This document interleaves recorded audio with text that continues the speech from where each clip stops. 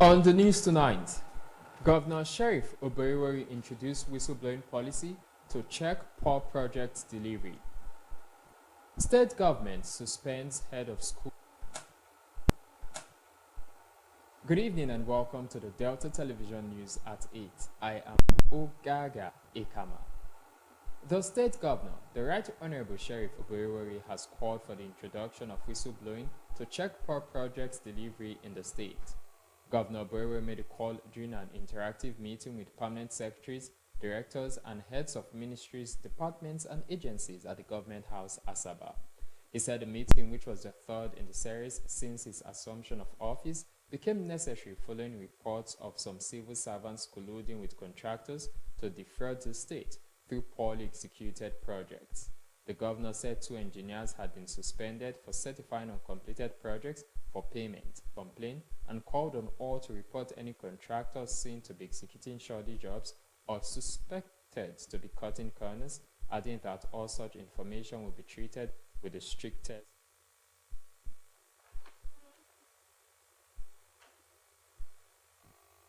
The state government has announced the suspension of some school heads found guilty of collecting unapproved levies from candidates for the 2025 Cognitive and Placement Examination. A statement by the Director of Public Communication and Functioning Permanent Secretary, Ministry of Information, Mrs. Theresa Aliko, said the suspension of the school's heads are Mrs. Ajay B.O. of Asamala Primary School, Uguliama, Ndokwa West Local Government Area, Mr. Joseph Ubo, Moka Primary School, Obiarako, Ukwani Local Government Area, Mrs. Grace, Opako Boro, Abraka Model School, Abraka, Ethiop East Local Government Area.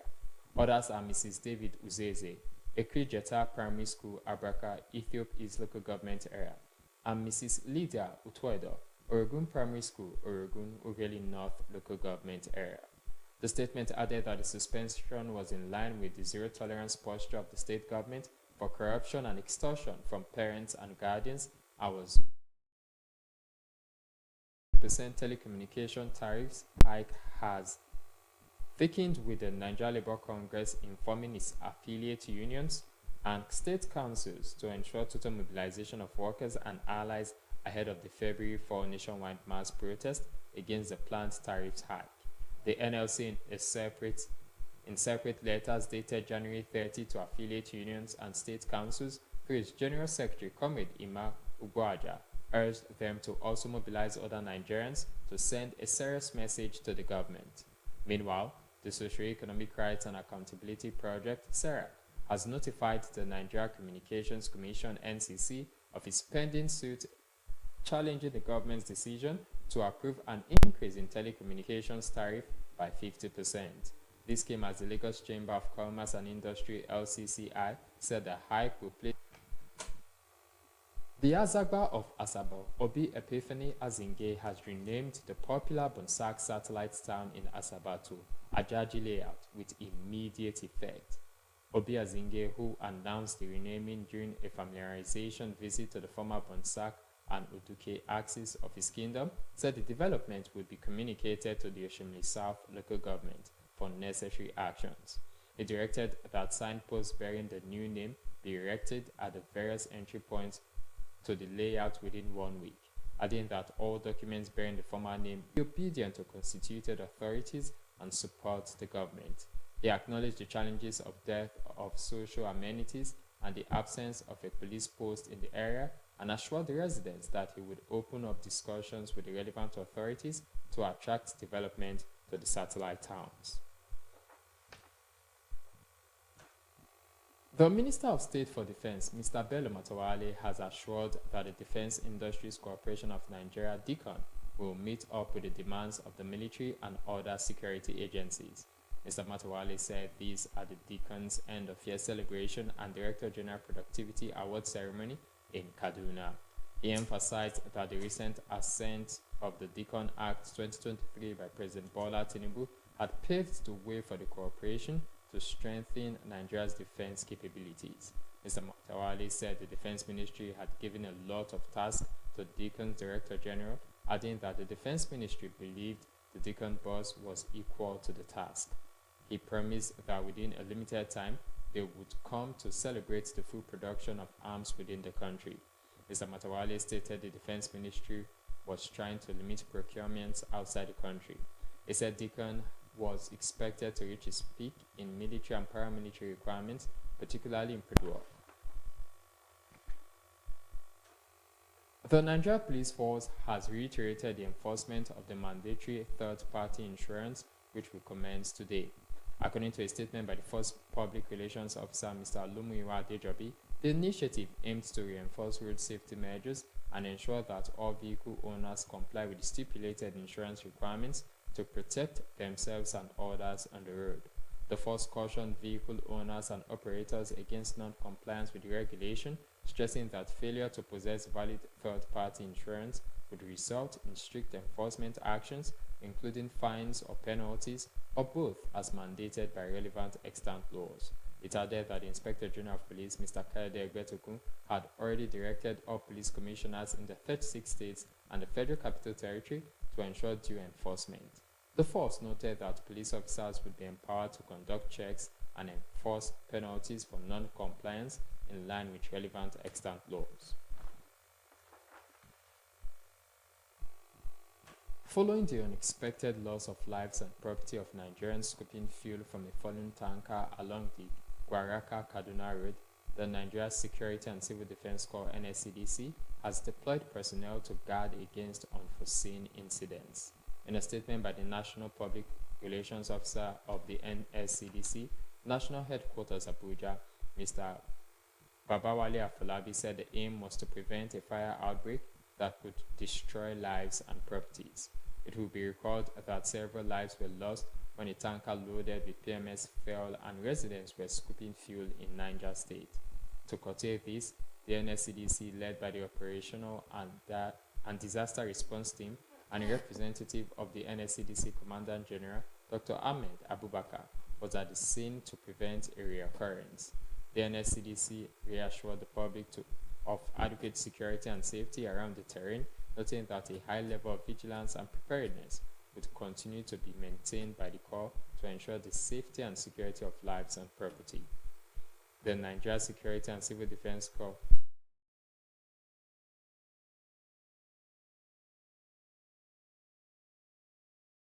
mineral resources and urged those involved to desist from the act.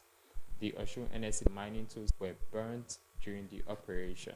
The commandant also urged members of the public to provide information about any illegal mining activities in their environment to make the state safe for all and to put an end to environmental degradation and economic sabotage. The Director General of the National Youth Service Corps (NYSC), Brigadier General Ishua Ahmed, has announced that payment of 77,000 naira to Corps members will begin this month. The NYSDG disclosed this while speaking to the 2024 Batch C stream to Corps members in Katsina State. Brigadier General Ahmed confirmed that the increment, which has been approved by the federal government and included in the 2025 budget, will take effect once the budget is passed.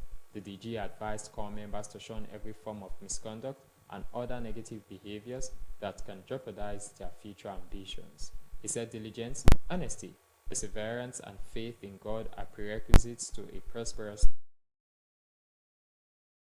AA has revoked the air operator certificates of Eastwind Aviation Logistics Services Limited and Omni Blue Aviation. In a post on its X handle, the NCAA said the move was part of efforts to further sanitize the aviation industry. In October, a helicopter operated by Eastwind Aviation crash-landed in the Atlantic Ocean. It was carrying 8 persons with 1 surviving. A few days ago, Maxes suspended its operations for 3 months after the firm's aircraft crash-landed at the Malam Aminu International Airport, Kano.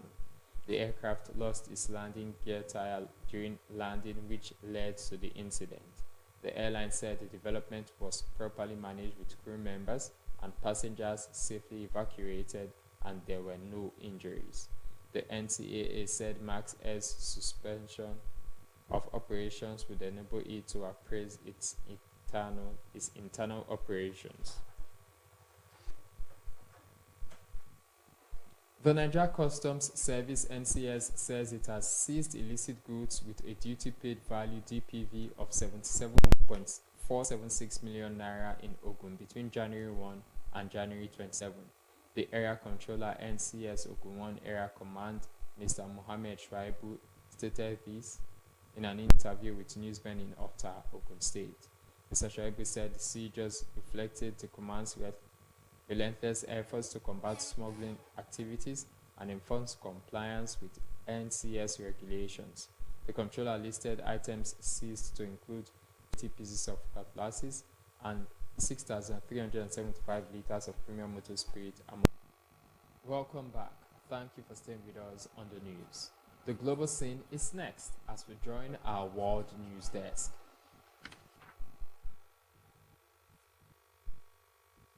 The World Health Organization (WHO) has confirmed an outbreak of Sudan virus disease in Uganda. The deadly disease was part of the Ebola virus family. WHO in a statement stated that health authorities in Kampala confirmed that one patient had died. In response to the outbreak, WHO is mobilizing efforts to aid national health authorities in swiftly containing and ending the outbreak. WHO had allocated $1 million from its contingency fund for emergencies to accelerate early action, while a total of 45 contacts, including health workers and family members, were under close monitoring. It stressed that the identification of the case in a densely populated urban area necessitates a rapid and intense response.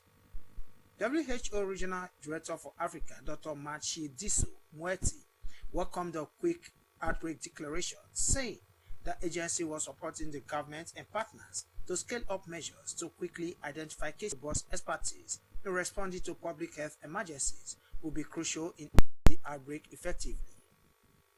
Palestinian militant group Hamas handed over 3 Israeli hostages today, and dozens of Palestinian prisoners and detainees were released in exchange in the latest stage of a truce aimed at ending the 15-month war in Gaza.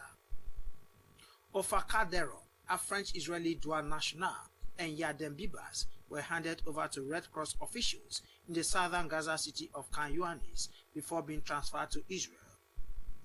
Israeli America Kesege was separately handed over at the Gaza City seaport.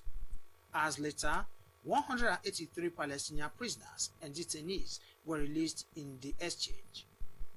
Among them, 150 arrived in Gaza, while 32 got off a bus in Ramallah in the occupied West Bank, where they were greeted by huge crowds. One free prisoner will be exiled to Egypt, according to the Hamas prisoners' media officer. At the newly reopened Rafah crossing on the southern border, children suffering from cancer and health conditions were among the first Palestinian patients to be allowed to leave Gaza for medical treatment in Egypt.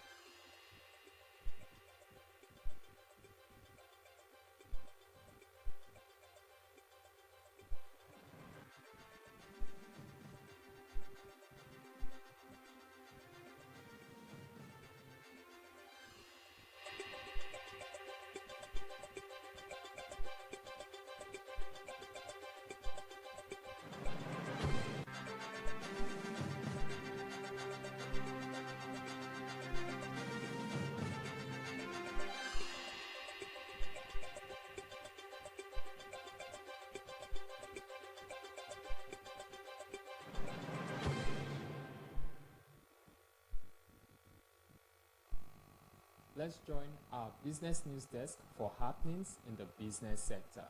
Had an impressive run against the dollar in the last week. The Naira outperformed the dollar from Monday, January 27, 2024 to Friday, January 31, 2025, showing that the Naira recorded significant gains against the dollar in both official and the parallel foreign exchange markets.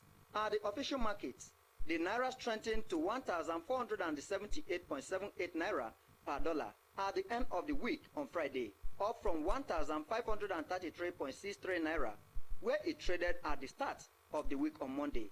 This shows that on a week-on-week basis, the naira appreciated massively by 54.85 naira against the dollar at the official foreign exchange market, 1,610 naira per dollar on Friday, January 31, compared to 1,660 naira when it began the week. This represents a 50 naira gain against the dollar at the black market on a week-on-week basis.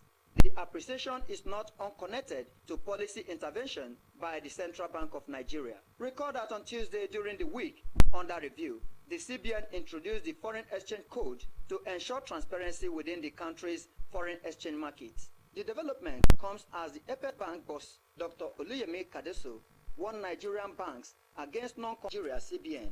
Dr. Olayemi Kadeso says the Apex Bank is determined to curb the inflation and stabilize the nation's economy.